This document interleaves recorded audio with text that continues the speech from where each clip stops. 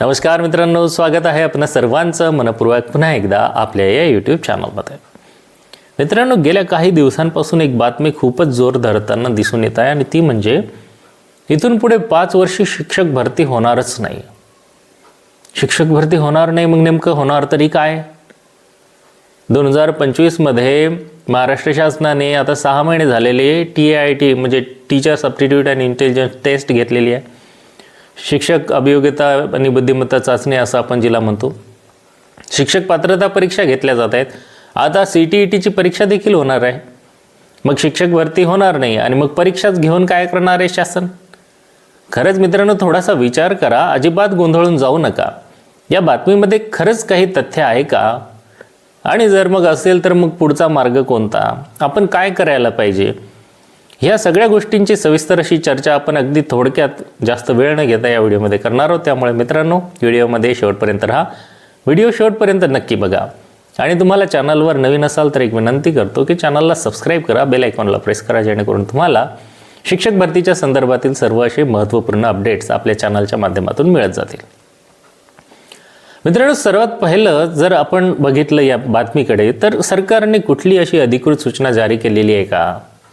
असा कोणता GR निघालेला तुम्हाला दिसला आहे का की शासनाने इथून पुढे 5 वर्ष भरती करायचं नाही म्हणून असं जाहीर केलं आहे?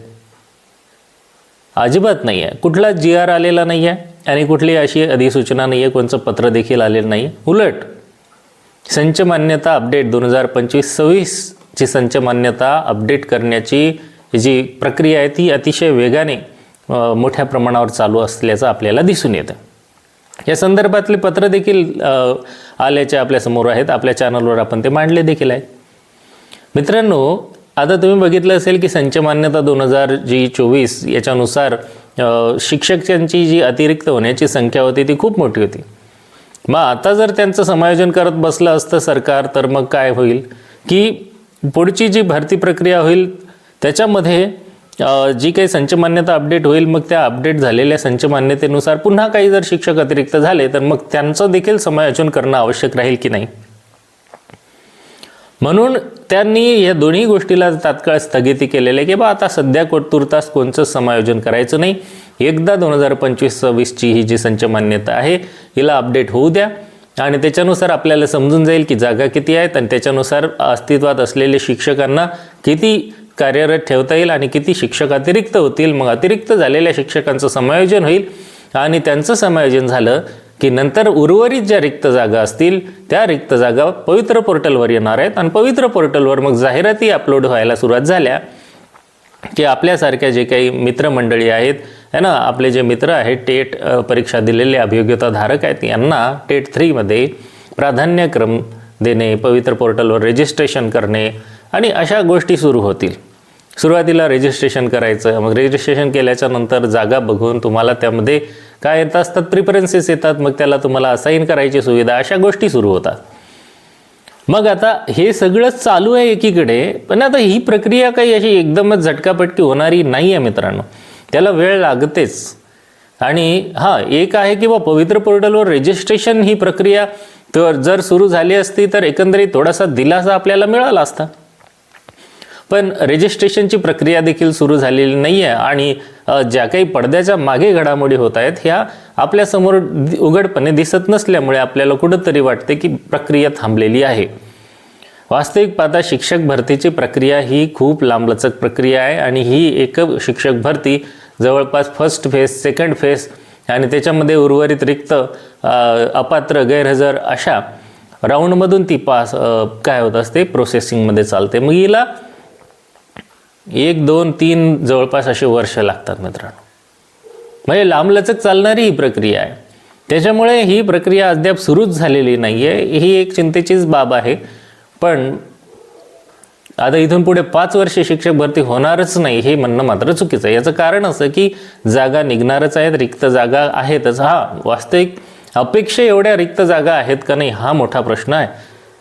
की जर खरंच खूप तुटपुंज अशा जर जागा आल्या, जर 10 ते 15 ते 20 हजार, 20 हजार देखील मोठा आकडा आहे मित्रांनो, आणि 20 ते 25 हजार जरी जागा आल्या तरी देखील भरती प्रक्रिया चालू राहू शकते.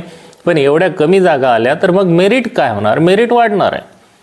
आणि मेरिट जर वाढत गेला तर मग विचार करा की ज्यांच्या शिक्षक होण्याचे स्वप्न आहेत, ज्यांना थोडेफार कमी मार्क्स आलेले आहेत, यांना शिक्षक होण्यासाठी आहे ना संधी मिळेल का नाही, हा मोठा प्रश्न निर्माण होऊ शकते.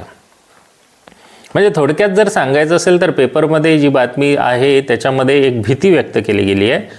त्याच्यामध्ये जो अहवाल आहे ना, त्या अहवालामध्ये काय जी काही माहिती आपले जी काही रिपोर्टर्स असतील त्यांनी घेतली आणि त्याच्यानुसार त्यांनी अशी ही जी गोष्ट आहे आपल्यासमोर निदर्शनास आणल्याचं दिसून येते की आता 5 वर्ष भरती होणार नाही असा एक अंदाज व्यक्त केला जातो. आता भरती होणार नाही असा एक अंदाज, याचं कारण काय की अतिरिक्त ठरत आहे. संच मान्यतेमुळे शिक्षक अतिरिक्त ठरणार आणि अतिरिक्त झालेल्या शिक्षकांचं समायोजन करून मग जागा जर कमी राहिल्या तर मग भरती करायचंच काम नाही. आणि जेव्हा मोठ्या प्रमाणात शिक्षक रिटायर होतील त्यावेळेस मात्र भरतीची प्रक्रिया चालू होईल असा या न्यूजमधला एक अंदाज दिसून येत आहे. पण अनिश्चित काळापर्यंत भरती बंद राहील असं आपण इथे सांगू शकत नाही. भरती प्रक्रिया चालू राहू शकते, कमी जागासाठी भरती होऊ शकते, हे की नाही. पण 5 वर्ष टोटली रिक्रुटमेंट बंद ठेवणे हे कुठल्याच कायद्यात बसत नाही. असं असेल तर मग D.Ed B.Ed कॉलेजेस कशासाठी सुरू आहेत? कॉलेजेसमधून विद्यार्थी पासआउट होणार आणि इकडे शिक्षक भरतीचं नाव नाही. खरं पाहिलं तर ह्या शिक्षक भरतीची प्रक्रिया खूपच लांबलचक होताना दिसून येत असते. गेल्या तुम्ही जर पाहिलं असेल तर ही फक्त 3री टेट झालेली आहे आणि या गेल्या 10 वर्षामध्ये है ना किती वेळा परीक्षा झाल्या. CET एकदा झाली, TET, त्याच्यानंतर TIIT एकदा झाली है ना, TIIT 2 झाली आणि त्याच्यानंतर TIIT 3 देखील आता झालेली आहे. याच्यासाठी जवळजवळ 9 ते 10 वर्षाचा कालावधी गेलेला आहे. म्हणून मित्रांनो, भरती ही निघतच राहायला पाहिजे. कमी अधिक प्रमाणात का होईना भरती निघतच राहणं आवश्यक आहे आणि त्याच्यामध्ये जास्त जागा येणं खूप आवश्यक आहे. जास्त जागा आल्या तरच काय होईल, त्यामधून आउटपुट आपल्याला डोळ्यासमोर दिसून येऊ शकते. अन्यथा समोर आपल्या कितीही जागा असल्या तरी ना त्यामधून शिक्षक होण्याचं स्वप्न पूर्ण होईल हे सांगता येणार नाही. मित्रांनो, शिक्षक भरतीची परीक्षा गेल्या 6 महिन्यापासून सुरू झालीच नाही आहे. अजून देखील आपण वाटच पाहत आहोत. मग आता वाटच पाहत बसलं तर आपलं हेही वर्ष जाईल, आपलं एज बार होण्याची वेळ येईल. त्याच्यामुळे तुम्ही आता इतर सोर्सेसकडे देखील लक्ष घातलं पाहिजे. माझी तुम्हाला विनंती आहे की तुम्ही शिक्षक भरतीची वाट बघत आहात, ही खरंच गोष्ट कौतुकास्पद आहे. पण एकाच मार्गावर जर आपण अवलंबून राहतो म्हटलं तर आपण स्वतःला जोखमीमध्ये टाकतो. अशा वेळेस तुम्ही जे काही पॅरलल तयारी आहे ती सुरू ठेवली पाहिजे. माझं सांगण्याचं तात्पर्य आहे की बघा, आपण महाराष्ट्रामध्ये वेगवेगळ्या जाहिराती येतात की नाही, त्या जाहिरातींसाठी देखील आपण अप्लाय करायला पाहिजे. उदाहरणार्थ आता जवळपास 1700 की जास्त है ना तलाठी पदांची जी काही जाहिराती आहे ती येणार आहे. तुम्ही तलाठी भरतीची तयारी सुरू करून द्या असं मला तुम्हाला म्हणायचं आहे.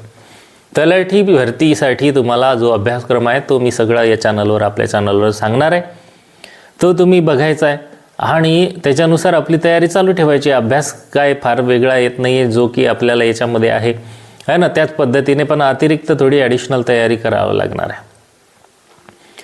तलाठीसाठी ग्रामसेवक आहेत, कृषी सहाय्यक भरती आहेत, त्याचबरोबर पोलीस भरती है ना, महानगरपालिका, जिल्हा परिषद, पंचायत समितीच्या भरती, त्यानंतर SSC म्हणजे केंद्र सरकारची सर्वात मोठी आत्ताची जी काही वॅकन्सी जाहीर झालेली आहे ना, त्याशिवाय फॉरेस्ट डिपार्टमेंटचे आहे, अंगणवाडी आहे, हेल्थ अँड सोशल वेलफेअर आहे. अशा अनेक डिपार्टमेंटमध्ये भरतीची संधी मिळत आहे मित्रांनो. त्यासाठी देखील थोडंसं अप्लाय करायला पाहिजेत आणि अप्लाय करून परीक्षा देत राहणं हे देखील गरजेचं आहे. कारण एज क्रायटेरिया आहे मित्रांनो, एज बार होण्याची भीती जास्त आहे. त्याच्यामुळे तुम्ही कोणत्याही एकाच सोर्सवर डिपेंडंट राहून शिक्षक व्हायचं आहे, नो डाऊट तुम्ही व्हायलाच आहे, तुमचं स्वप्न देखील पूर्ण व्हायलाच पाहिजे.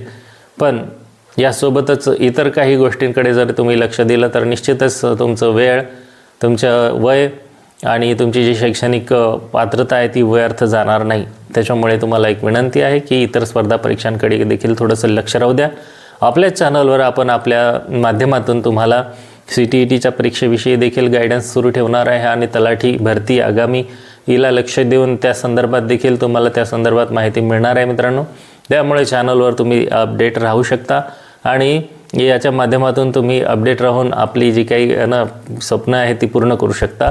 त्यासाठी तुम्हाला चॅनलला सबस्क्राईब करायचं आहे मित्रांनो, आणि आपल्या जास्तीत जास्त मित्रांना आपल्या चॅनल सबस्क्राईब करायला नक्की सांगा, जेणेकरून आपल्या या माहितीच्या माध्यमातून इतरांचं देखील काय होईल, भलं होऊ शकेल.